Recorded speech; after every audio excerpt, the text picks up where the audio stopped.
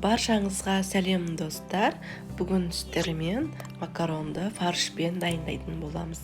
Әдеттегідей видеоны соңына дейін қараңыздар.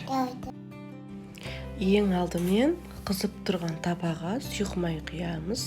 Сосын үстіне 200 граммда етті, яғни фаршты салып араластырамыз. Етіміз қарайғанша 3-4 минуттай қуырамыз.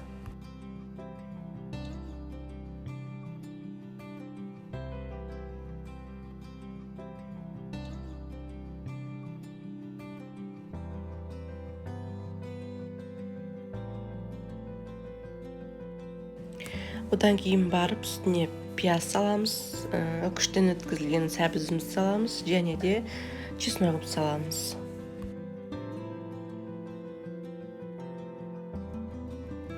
Барлығын жақсылап араластырып 10 минуттай қуырамыз.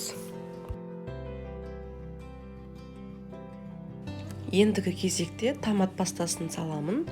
Су құймай тұрып жақсылап 1-2 минуттай қуырып аламын. Одан кейін барып осындай салат, банкіге жабылған икра салатын салдым. Сіздерді болса салыңыздар, болмаса керек емес. Болмаса помидормен алмастырсаңыздар болады.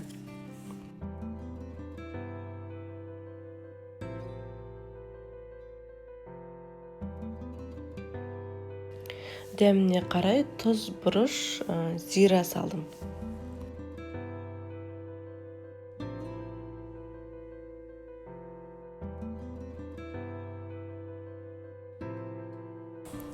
Тұз бұрышымды салып болғаннан кейін сол жерде кішкене қуырып алдым. Одан кейін барып 4 кесе су құйдым.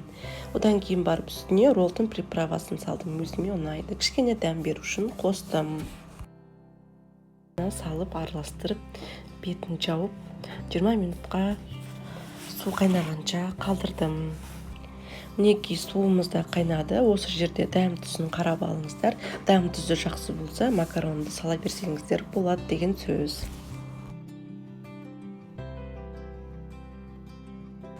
Бәрін салып болғаннан кейін жақсылап араластырамыз.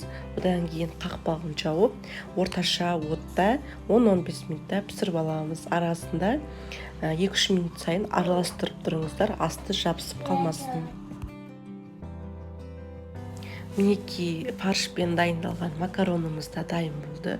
Бұл макарон сіздерге ұнайды деген ойдамын. Мінекей дайын болды. Енді өздеріңіз қалағандай ас көк сеуіп, отбасыларыңызға кешкі асқа ұсына берсеңіздер болады. Дәмі өте керемет болып шықты. Міндетті түрде осы рецептпен дайындап көріңіздер. Дәмді болып шығады.